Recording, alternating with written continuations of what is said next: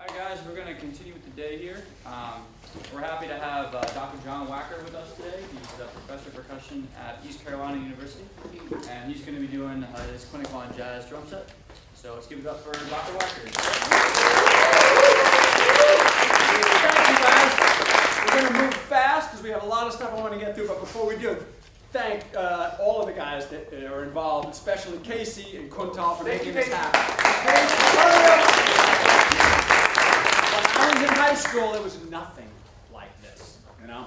I always feel that when you leave an event like today, or when you leave a single clinic, you should have something here.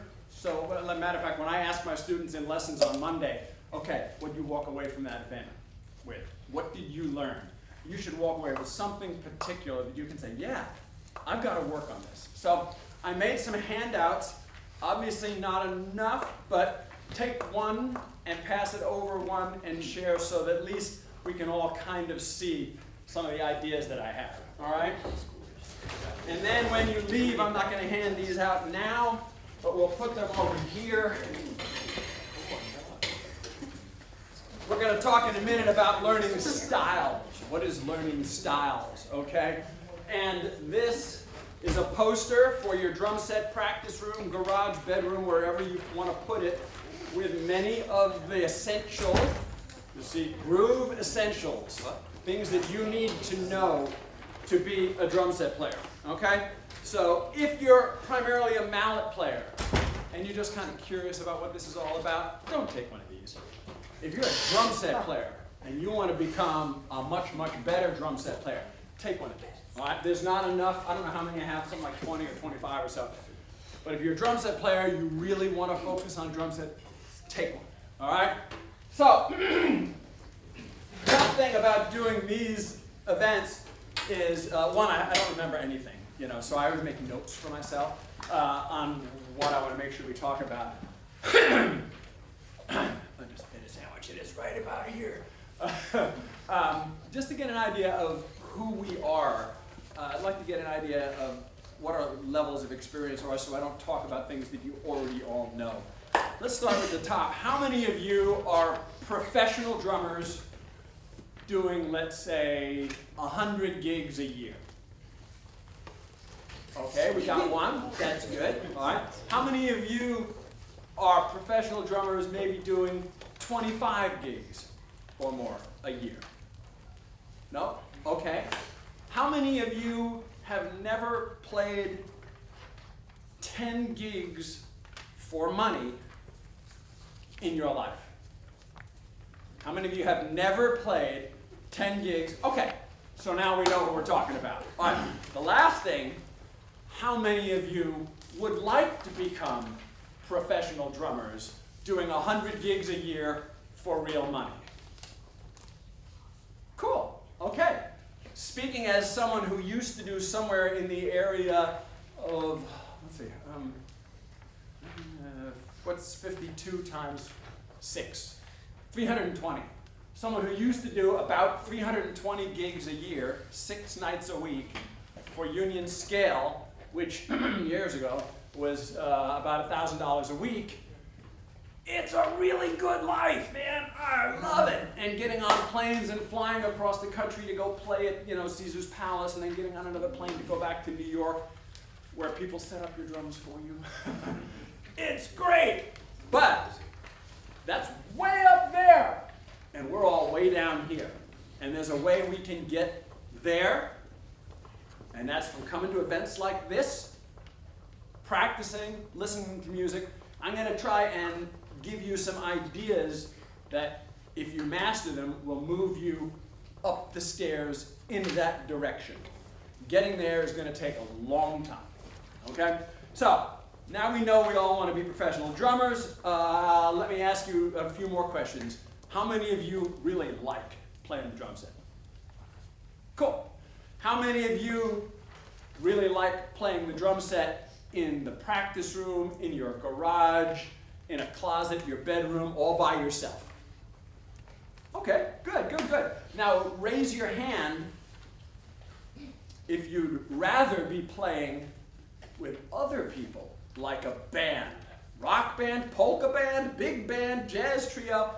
All right, so now we know that everybody here loves playing drums. We love hitting these things. If you didn't, okay? But we also know that we really want to play with other people. Okay? So how are we going to get to be in a place where other people want us to play with them? Okay? Now, if you're independently wealthy and you have the money to hire a bass player and hire a guitar player, maybe hire a keyboard player, hire a couple of trumpets, then you can bring in your own band. And again, most of us can't do that. So we are sitting here practicing, so we will get to the point where we are so good that someone will call us up and say, what's your name? Andrew. Say, Andrew, I've got a gig 10 days from now. It's at the DPAC, and you're going to be playing with whoever, and it pays $700. Are you free? And you say, let me check my schedule. Yeah, I'm free. What time's rehearsal? What time's the show? What do I have to wear, etc. Even if he doesn't know you, he needs to know about your reputation, and you're going to develop your reputation by working on some of the things that we're talking about today. Okay, I'll tell you one more thing about the guy who called Andrew. He's almost certainly not a drummer. Drummers don't hire drummers. So we have to make piano players, bass players, guitar players, sax players, trumpet players, trombone players, all non-drummers want us in their band, even if it's a one-night gig, all right? So, what are the things that we need to show that bass player, piano player, trumpet player, whoever, that we can do that will make him want to hire us and pay us big green to come on his gig? Anybody raise your hand if you think you have an idea. You have deep feel. Okay, not off my, you can take it off of my, Like also, a deep feel. What is It's that? like your swing is deep. Your swing is deep. What does that mean? It's like obviously you studied the history, you transcribed, and you're not just some guy who's like. No. What does deep feel mean? I know how to get there. What does deep feel mean? We got a lot of people who have no idea what you're talking about. Like you're playing swung, it doesn't feel really straight or awkward. It feels good, you have a nice time. Okay. Oh, feels good, have a nice time. They're both important. They're two very different things. The metronome on my phone has perfect time.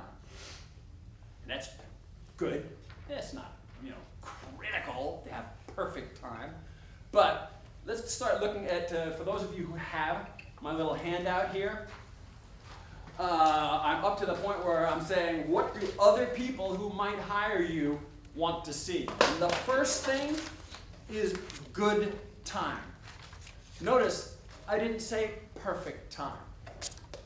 If I look long enough, I can find you an example of any drummer who you might think is just God's gift to the instrument, rushing a little bit, or slowing down and dragging a little bit.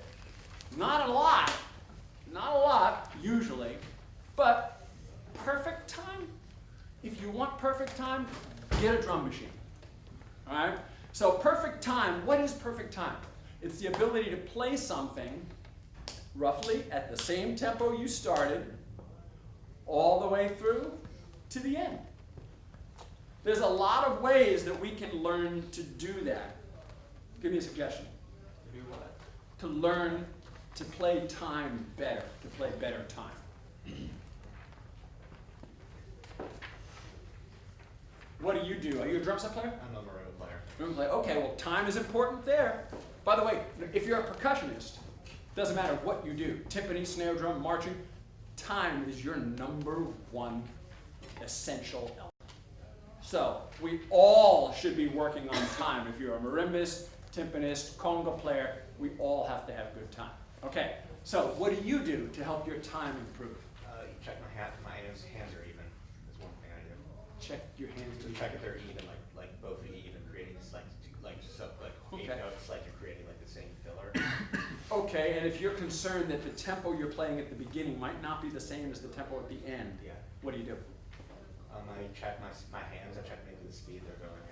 subdivide in my head sometimes to help. Okay, using your head is a dangerous thing because our heads always tend to think we're right. Okay? Who has another thought? Sir? Practice with a metronome.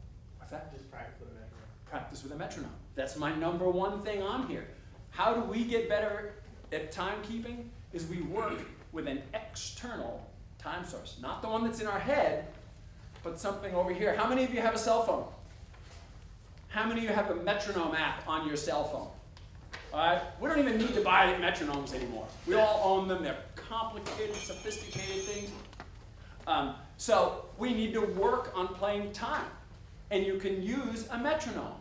I don't want to take the time to hook it up. But a metronome is simply something that'll give you a steady pulse.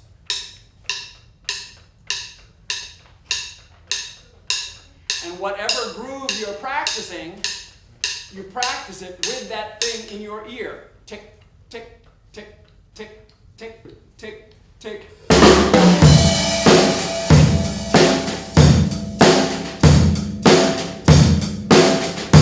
It's more important that you play a simple groove even like that in good time than you play the most awesome, super fast double bass drum lick and get slower or get faster. All right? There's a great, raise your hand if you know who Steve Gadd is. Not enough of you. The rest of you, go to YouTube and look up Steve Gadd, G-A-D-D. Incredible, incredible drummer. One of the top 2 or 3 drummers of the 20th century. Okay? Did a great video, and the guy over here asking the questions, how do you get all that hip bass drum stuff that you're doing? How do you learn all that stuff? Well, I'll start with the back. Kind of like this.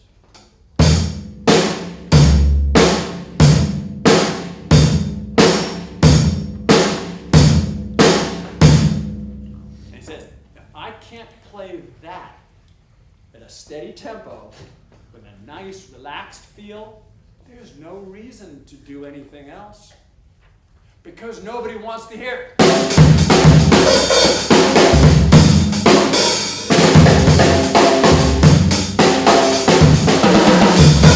Because the tempo's all over the place, all right? But start with something simple. And lock it in.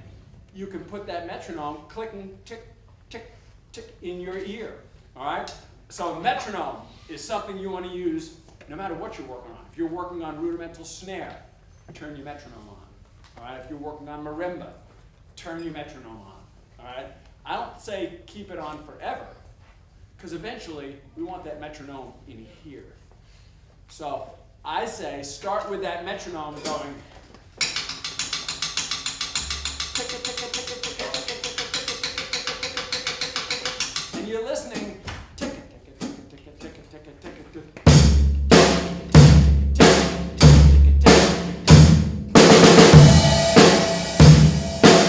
So that everything you do is keeping a steady pulse. All right?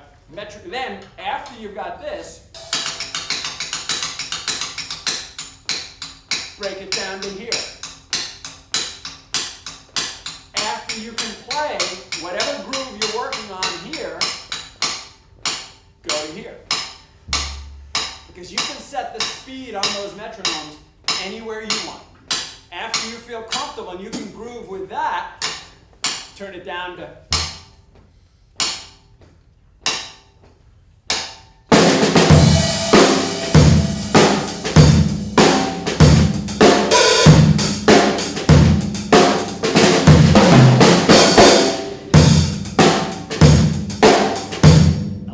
metronome going.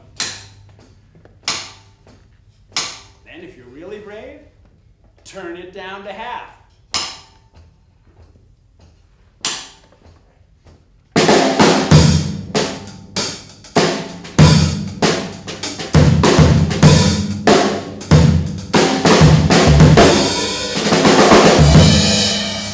And keep turning it down, and what happens is little by little, you're hearing the clicks that the metronome is no longer giving you. So you're hearing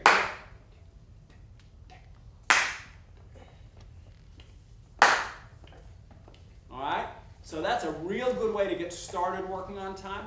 It's a little dry. It's a click, click, click. It's not a lot of fun to play with. But for some of you, it's a real good place to start. All right? The next thing I like to put in there is a MIDI bass track. If you're working on playing jazz, you can go to YouTube and put in, I don't know, medium tempo blues bass track, or up tempo blues bass track. And you go to that and you're going to see some guy with a bass playing.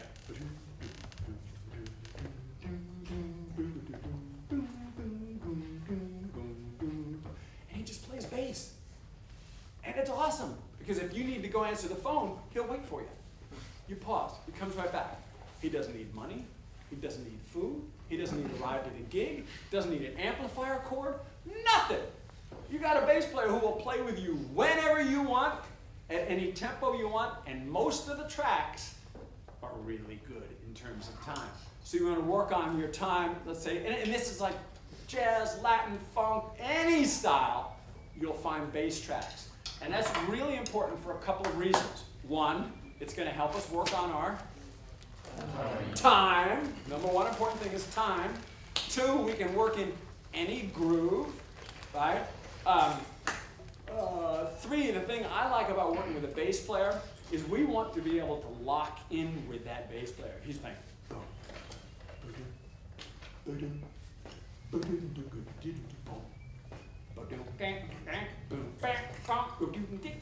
You know, you want to be sitting here feeling like this is actually causing that bass sound. You know, and if you can lock in that tightly with him, it's so much easier when you get to the gig and there's a real bass player playing there. Okay? That and other thing is that when you're playing in a band, the most important person for you to be listening to is who? Bass player. You can have a whole big band there. The one you need to pay attention to the most is the bass player. I have been on gigs where they set my drums up on a big riser. I won't tell you what college this is at. Big riser, the trumpets, trombones, and saxes are over here. Keyboard player is over there, and the bass player is where you're sitting. And the audience is out that way. So the bass player is facing that way. And I'm way up here on my big riser and everything. It's all cool, you know. But when the bass player started playing, his amp was facing the audience. Couldn't hear a note he played. I'm sorry, I've been doing this long enough to know that if there's only two people who have to lock in, it's the drums and the bass. So when we started rehearsing, I stopped the band. I said, sound guy, I need a monitor up here. I have to hear the bass or the rehearsal is over. Oh, what do you mean? What do I mean? I'm a drummer. Bass players and drummers, husbands and wives, baby. We have to, except we shouldn't fight as much. Okay? You have to be that way. Who plays in a bad jazz band in your school? Okay, when you go to rehearsal on Monday, make sure that one, you're close enough in your position so you can hear every note that bass player is playing, and two, make sure that guy knows I'm listening to you. I'm listening to you, and I want you to listen to me. Because if you guys are locked, the band will take care of itself. They will lock with you, okay? So practicing with a metronome is awesome. Practicing with a bass player, a live one, great, or even YouTube. And obviously, if you like jamming, how many of you have played your drums along with a YouTube track? Of course, it's the funnest thing we can do, right? But do be careful. There's no shortage of recordings on YouTube that have terrible time. You heard what our first clinician this morning, Ms. Shi Wu, said about YouTube. It can be very helpful, but it can be horrible too. Because anybody with a laptop can post themselves playing poorly to YouTube. So if you're listening to a band on YouTube, make sure that the time is good.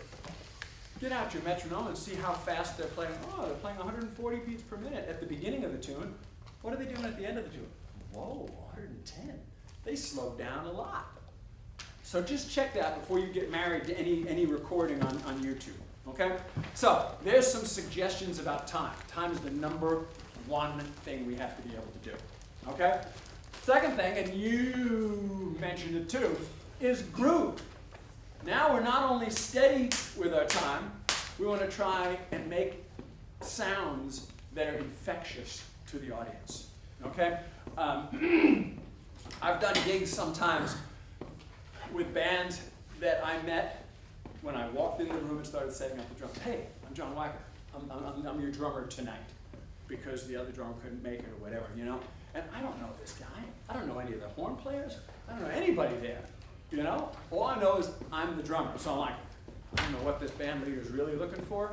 My go-to statement, my go-to feeling about all this is, when I'm playing, I look in the audience and I see what the people are doing. And if the people are like this, I'm in trouble. Because I'm not happening for them. If I look in the audience and I see this, or sometimes the old guys are here. Old guys like me, you know. I see that, or I see the foot tapping. If I see that they are physically and viscerally into what I'm playing, I don't care what the guy thinks of me. He may hate my shoes. I don't care. I know that I'm getting the job done. Because if all the people out there are, then he's going to get compliments on what a great band he has, you know? Sometimes I've gone into gigs where, you know, the drummer is the band leader's brother or something like that, and he's terrible. And then I come in and I really work hard on making it sound good, you know, make it feel good so that everyone's swinging their behind a little bit. And the band leader hears, man, your band sounds great. And he's saying, my brother Lou is here. I never hear that. Ooh. Personally, I love that. Because I don't know Lou from Adam, all right? But if you can do that, you're the man in demand. Good time, good groove. How can we help our feel so that when we play, get rid of my pages here so I don't forget anything. How are we doing? We're doing okay. So that when we play, it feels good, okay?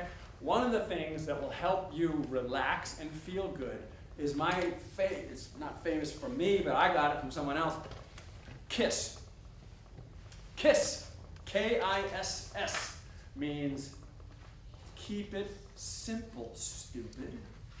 You know? I see guys who have way faster hands than me, and they're just, you know.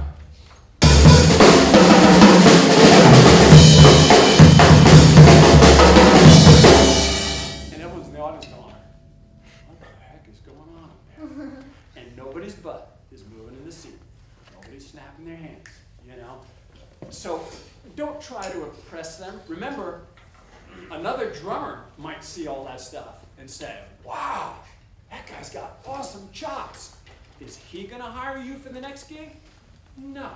He's going to hire himself. All right? So nobody really cares about how groovy and how fast you are around the drum kit and your double bass technique and all that stuff. What they want to do is they want to feel good when you're playing there. Okay? So we're going to keep it simple, like Steve Gadd said.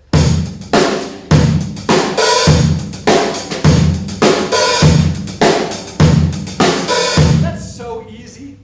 I can play that all day long. And all I care about is, does it feel good?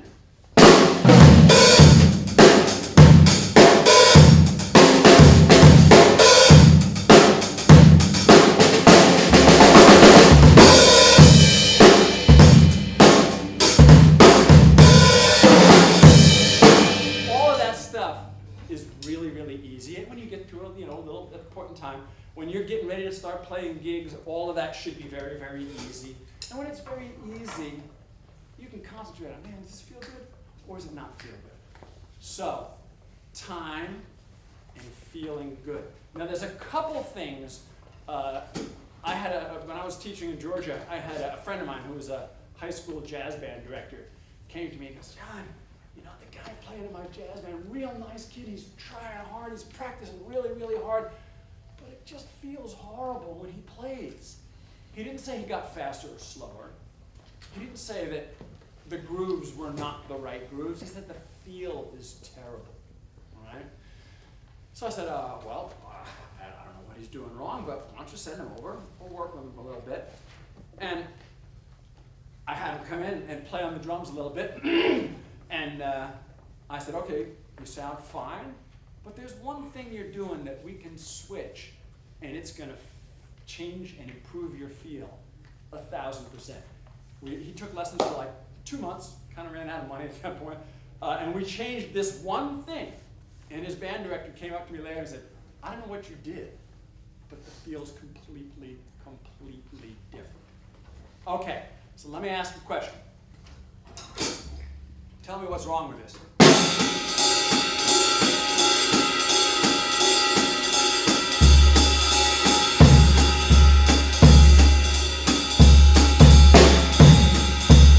Anybody?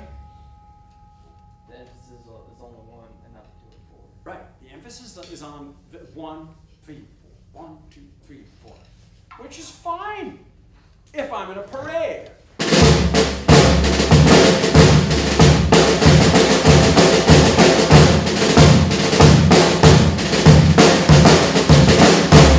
But back in the old days, shortly after the Civil War, when down in New Orleans, these funeral bands who came out of the Confederate Army but were allowed to take all their instruments home, tax dollars at work, you know.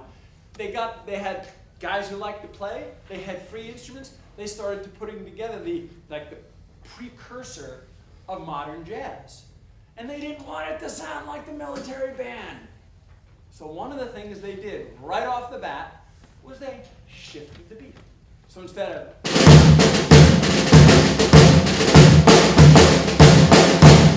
they shifted the pulse to 2 and 4.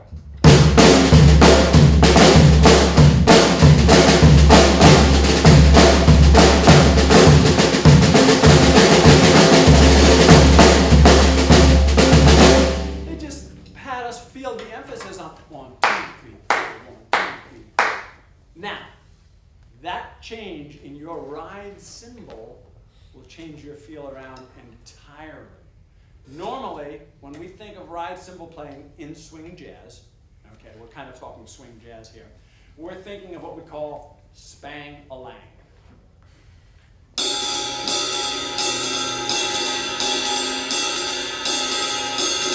When I play spang-a-lang, I'm playing little groups of notes. And how many notes am I playing? Boston Bruins. 3 notes. 1, 2, 3, 1, 2, 3, 1, 2, 3, 1, 2, 3. All right? At a slow tempo, I can use any technique I want. I can hold the stick over here if I want. I can hold it here if I want. Or here if I want. I can hold it any way I want. Because it's so slow, it doesn't matter. But we don't want to have to change our technique just because our tempo changes. And there are times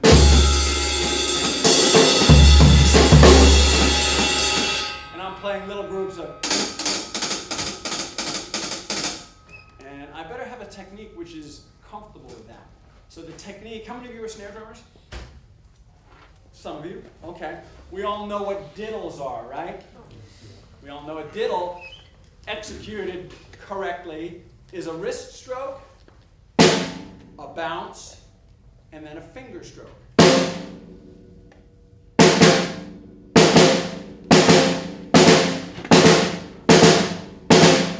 Not a lot of work, not really hard.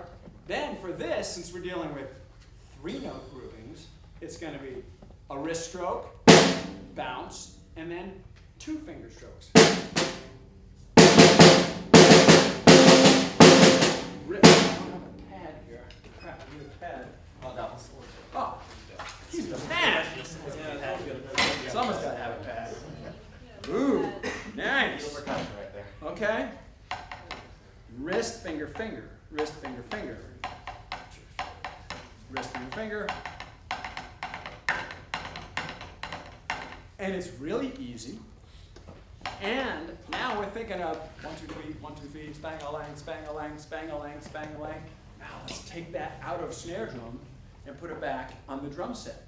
when I'm playing my spang, spang, a lang, spang, a lang, spang, a lang, spang, count along with me. 1, 2, 3, 4. 1, 2, 3, 4. 1, 2, 3, 4. 1, 2, 3, 4. 1, 2, where's my spang happen? 1, 2, 3, 4. 1, 2, 3, 4. 2, 4. This is magical, right? So now I'm putting not only the first wrist stroke on 2 and 4, I'm using a bigger motion. I'm using a wrist motion and sometimes even a little bit of arm motion. Big motion, little motion. Which one's going to be louder? Big motion, right? Wrist motion, bang-a-lang, spang-a-lang, spang-a-lang, spang-a-lang. So not only am I using a more efficient way to get the stick there, I'm putting emphasis on what beats. 2 and 4, absolutely. Now, we move this over to the drum set.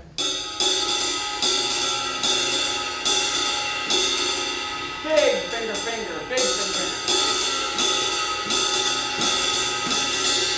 That was what I taught that kid back in Georgia to do, and made him do it over and over and over and over again. That when the teacher came back to me and said, you know, I don't know what you're doing different. I don't know what he's doing differently, but the feel is totally different and it feels great. That's all I showed him. But it changed his feel entirely. Who plays drum set? Come on down.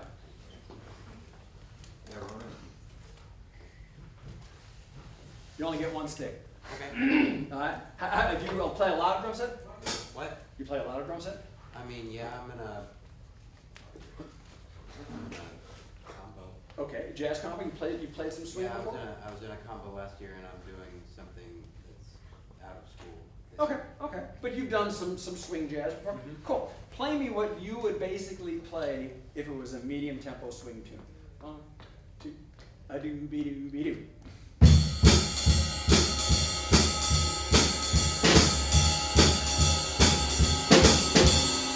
Not bad. I don't feel real emphasis on 2 and 4, but I don't hear emphasis on 1 and 3 either, which is better than emphasizing 1 and 3.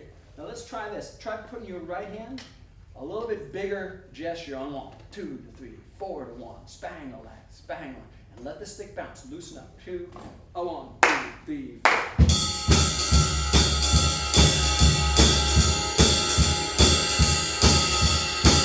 Good. Now the only thing that I'm not seeing here that I really like to see, let me borrow this stick for a second, is he's kind of playing very tight. Remember, we want jazz to swing and be loose and flow, all right? Loosen up and let the first bounce rebound off the cymbal a little more. And then on your second and third stroke, just use your fingers. Swing. 2, 3, 2, 3 are finger strokes. Try it. 1, 2, 3, 4, 1. And then another 1, 2 to 3, 4. Spang is 2 and 4. 2, 3, 4, 1. Let it bounce. Bigger stroke, bigger stroke. Come on, well, 2, back, back, back.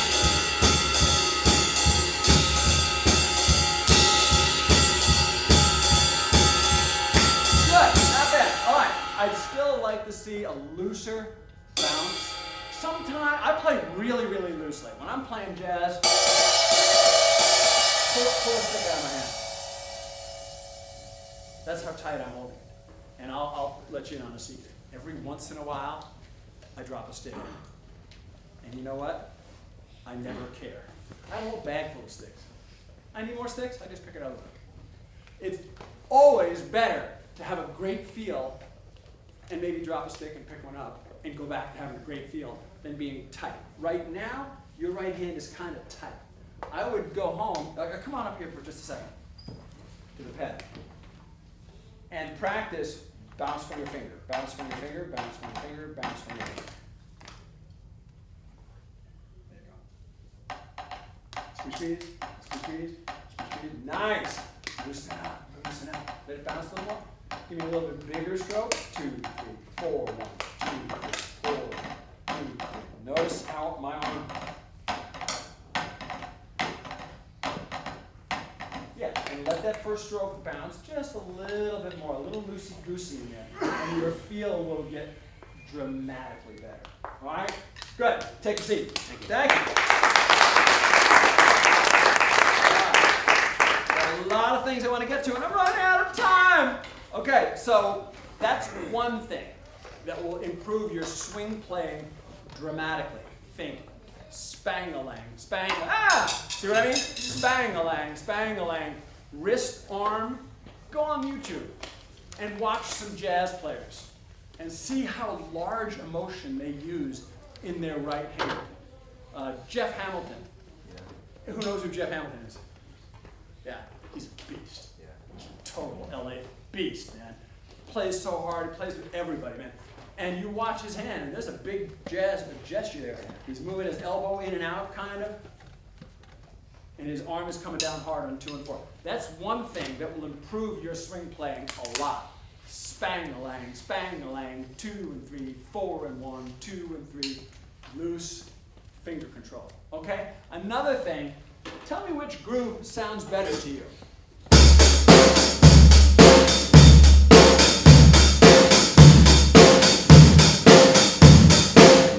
Or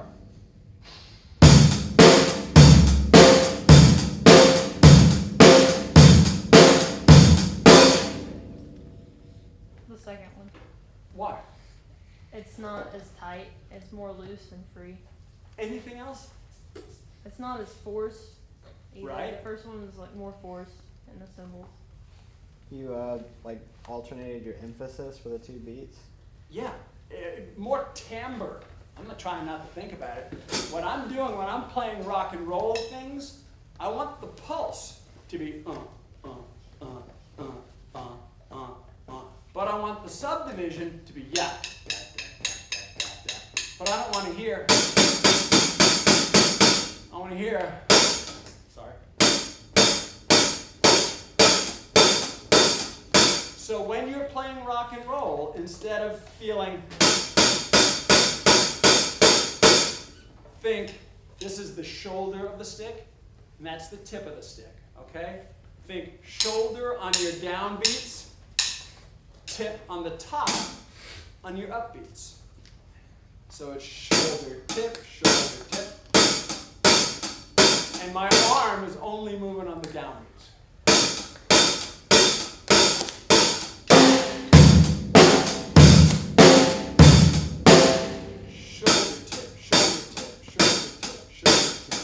Crown Caroline, you want to come try this? Yeah, sure. All right.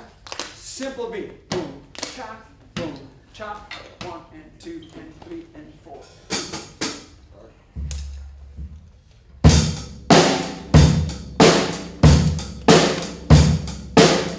What did you hear, sir? Make sure. Me? Yeah. He's not doing the taps. He's not giving us a different timbre between the stick on the hi-hat. So what we want to do, and you'll notice these are kind of crappy practice sticks. They can get kind of chewed up there. It means I'm going to have to buy another pair pretty soon. Hey, suck it up. Sax players have to buy reeds all the time. Clarinet players buying reeds all the time. Violin players buying strings all the time. We have to buy stuff. All right? So hit out there.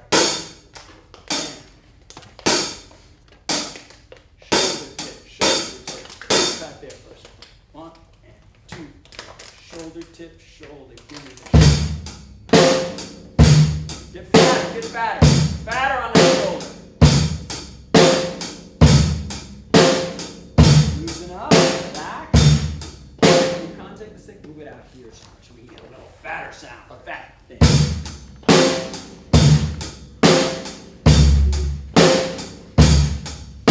Doesn't it feel better? Absolutely. So those of you who are thinking rock grooves, be thinking of that fat, thin, shoulder tip, and it'll allow you. Thank you. Very good job. It will allow you to use fewer arm motions. That's going to wear me out, but it's a whole lot easier. If you've ever played, who's ever played a 4-hour gig in here? Okay, A 4-hour gig of hard playing will wear you out. It will wear you out, okay? So we want to try and be as efficient with our gestures as possible. You may notice that I'm using a small kit, and I keep my stuff real close in here. I don't want to have to go do-do-do-do-do-do-do-do-do-do-do-do. It may look great on YouTube, but 4 hours of that with my toms way up here, oh crap, I'm exhausted, you know? So this here,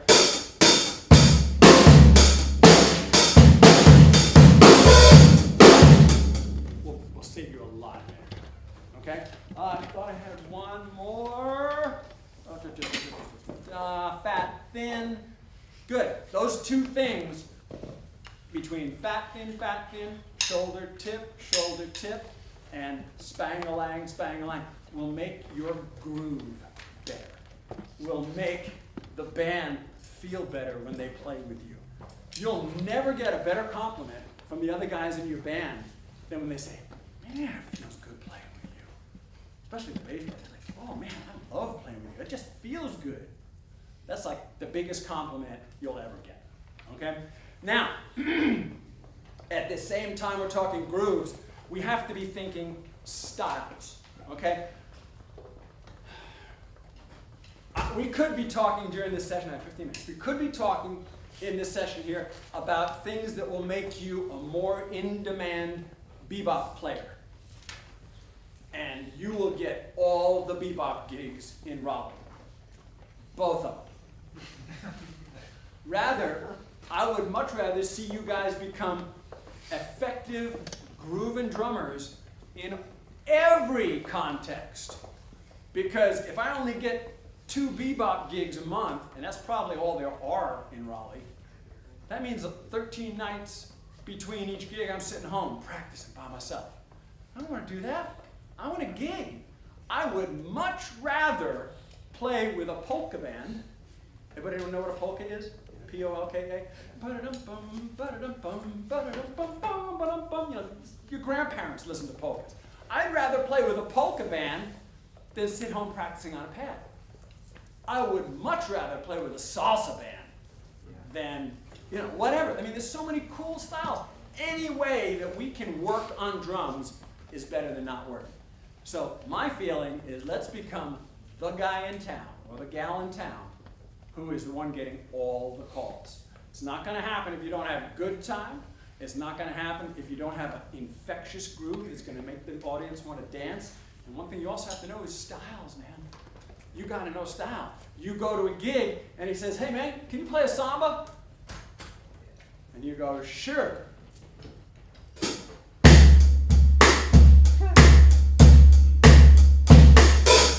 He's like, oh God, we're in trouble here.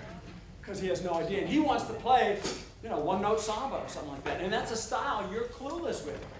At the same time, it may be a Dixieland gig.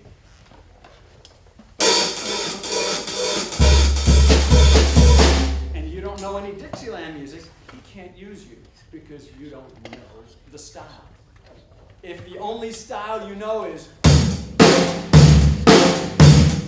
you may kill that gig, but you're useless on everything else.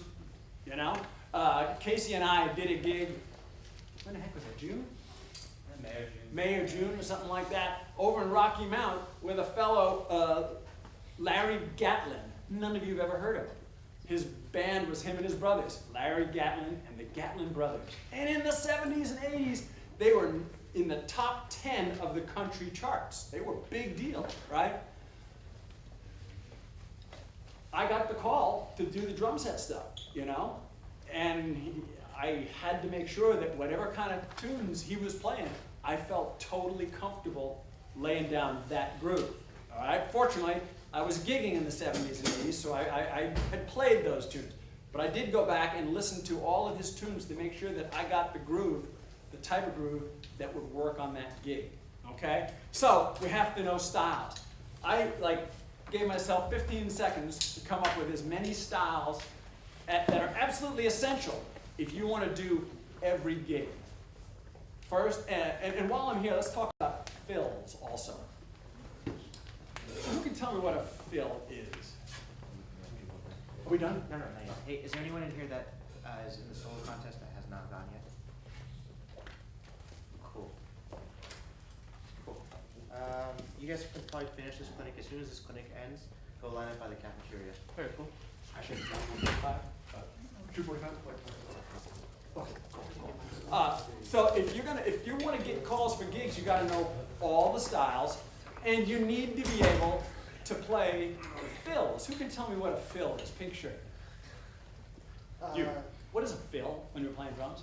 A certain musical aspect that like is separate from the groove but keeps time, so it intrigues the ears. So like Almost. A fill is a section of a piece of music in which you are playing something that isn't exactly the groove, to add texture to what you're playing. Add texture?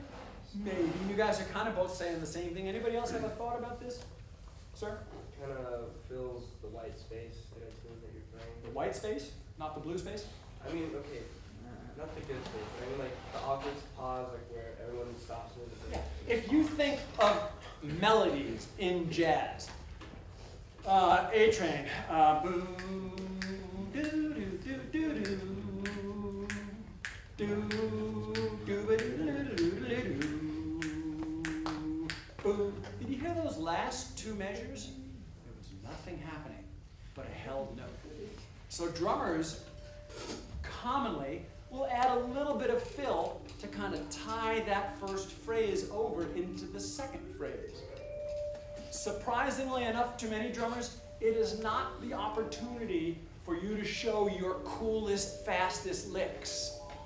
That's not what it's about. It's about making music.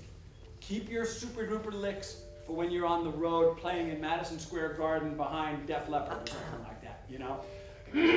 Fills connect phrases, okay? Make sure that your fills are in the same style. What do I mean? If I'm playing, anybody know the name of that tune? Furioso and Waltz, D minor, Earl Hatch. Marimba guy, you should know that. Okay, so if you're playing, does anybody have ever heard the tune Take the A Train? Yeah.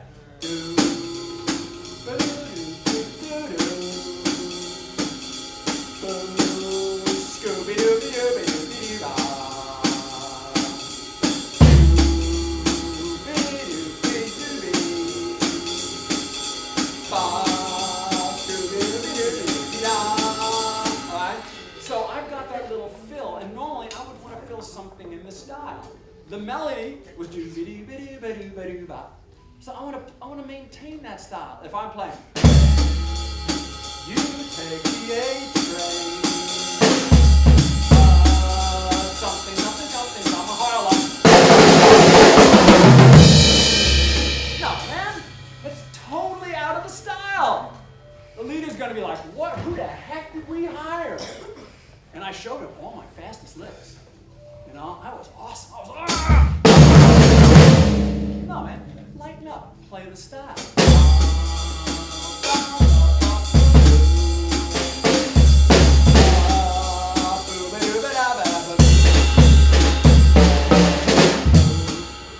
It was just a little piece of cake. But it was in the style. It was maintain the musical mood. All right? Now, if I'm playing rock and roll,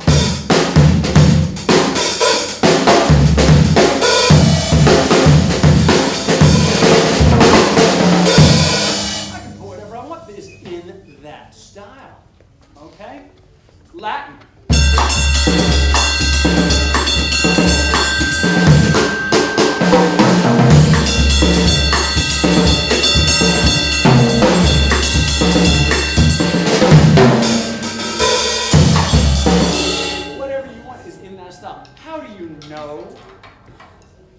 Where do you get your licks in the style? Transcribe. Transcribe, but what do you have to do before you transcribe? Listen. Listen! Alright, you want to become a salsa player? Go listen to salsa! You want to become a rock and roll player? Go listen to rock and roll! Alright? Now I gave you guys, I think I gave you on those handouts, a list of like 10 or 11 or 12 or something like that. utterly essential styles.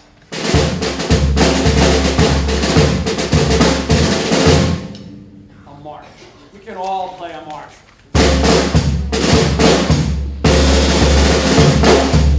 Kind of a funky march.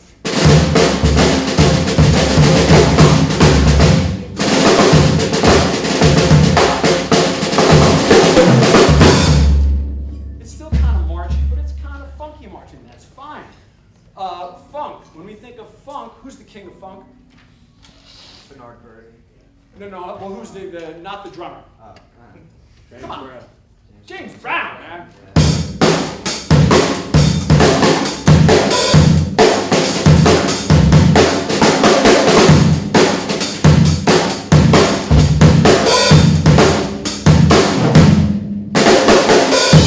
You know, listen to James Brown.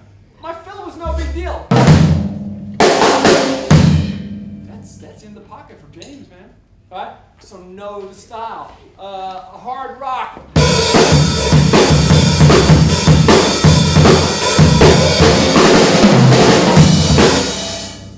Find the style. Listen to what's going to work for that tune or that style. I want to get done a country rock. There's a big difference between country, as in like country western,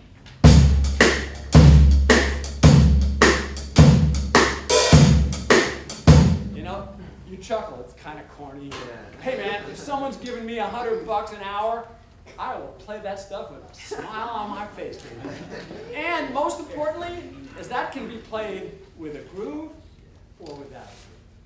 All right? I used to play a show in Reno, Nevada, 2-hour show, twice a night.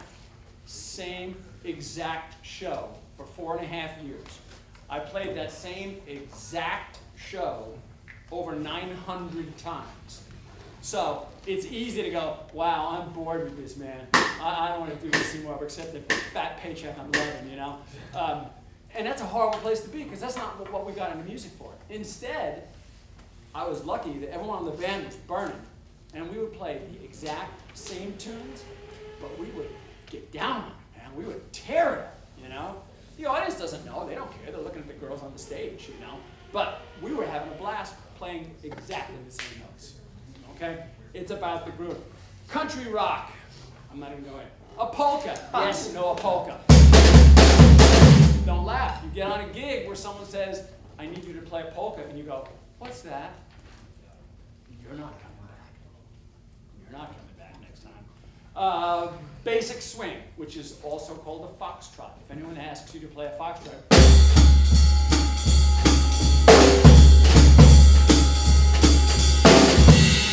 I often put a little bit of bass drum on there. That little bit, no one in the audience will hear. It just helps me lock it together. Okay? A bossa nova. You will know bossa nova later. Samba, mambo, a Latin ballad. Okay?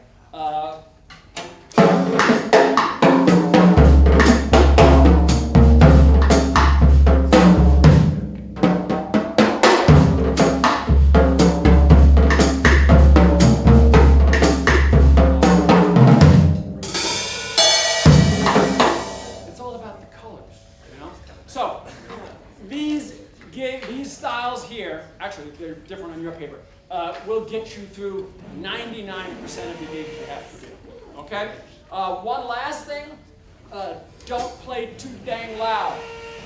Know how to play in a small club with sticks. Know how to play brushes. How many of you, excuse me, how many of you have spent time learning how to play brushes? Yeah? All right, what's the key picture? What's your name, sir? Miles. Miles. Oh, great. What's the key to playing brushes?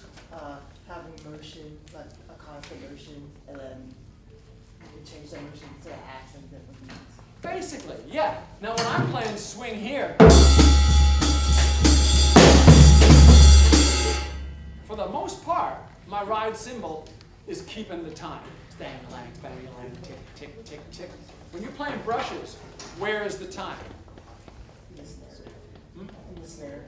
In the snare. In the snare. Yeah. But which hand is it in? My right. Are you sure? Are you right-handed? I do both sometimes, so most of the time I do right by now. Okay, when you're playing brushes, one of your hands is essentially the time, okay? If I'm say you're looking down on top of my snare drum, my left hand is doing circles in time. 1, 2, 3, 4. 1, 2, and that's where the time is. Over here, I can do whatever I want in terms of syncopated kicks and such. So I'm going to put circles. 1, 2, 3, 4. 1, 2, 3.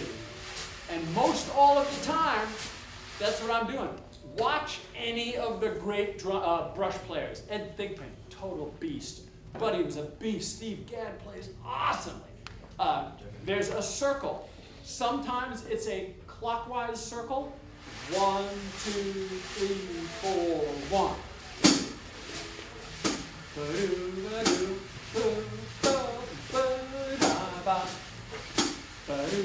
2, 3, 4, circle 2. And then I'll put the pattern.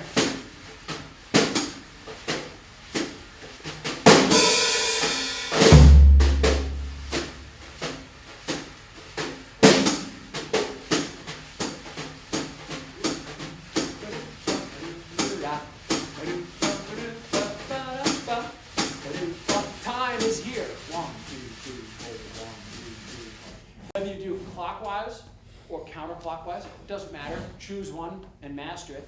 And then your right hand is where your syncopation comes in.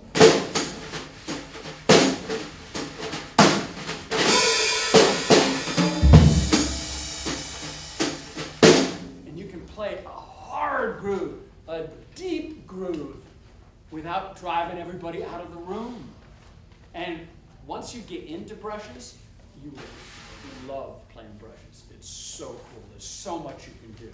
All right, we are just about, he said that I could go to 250. What did I leave out? What did I stop? Oh, before I ask questions, I want to give thanks to the companies that allow me to come here. All right? This guy's saying, he's selling out to the companies. No, I endorse Vic Firth, Zildjian cymbals, Vic Firth sticks and mallets and all that stuff, Zildjian cymbals, and Remo drum heads. I've looked at other companies, and I endorse, honestly, they all make great products. Are Sabian cymbals bad? Of course not. If you look carefully, you'll see this is an old Heisty cymbal because it's a funky, old, beautiful sound that I love. Zildjian makes great cymbals. All right, Remo makes great drum heads. Does everybody else make crap? No. There's a lot of companies that make good stuff. I endorse those companies because those people endorse you. You know why Shinny Wu is here? You know why Paul is here? Because the companies are making it financially possible for them to be here. They support these events. If it weren't for the companies, Sabian, Zimba, Zildjian, all these companies, this wouldn't happen today. So that's why I support them. That's why I play their cymbals. Of course, I have always loved Zildjian cymbals. But support the companies that support you. All right, that was my plug. I teach at ECU. If any of you guys are looking for a school to come to get abused and yelled at all the time, I'm your man. See my kids down there going like, you're kicking butt. That's right, that's what I do, all right? Questions about anything we've talked about today? Oh, come on, all right. Your bass drum sound gorgeous. How do you get bass drum to sound like that? I'm so warm. That is actually not a bass drum. That's a floor tom that turns sideways, and I love the sound. Come down and take a look at it. You know, question, sir.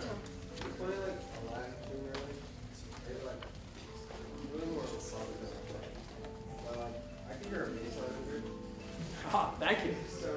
That's like the biggest compliment he can give me, is that he heard my drumming and he heard the bass line. Thank you, sir. That's what I try to do every time I hit a drum. That's what I try to do every time I hit a drum. Questions? Really? Okay, if you're a drummer, we're just about out of time. If you're a drummer and you really want to pursue this, there's a stack of essential styles which show you the basic rhythmic parameters of these styles. Is it the only way you can play a mambo? No.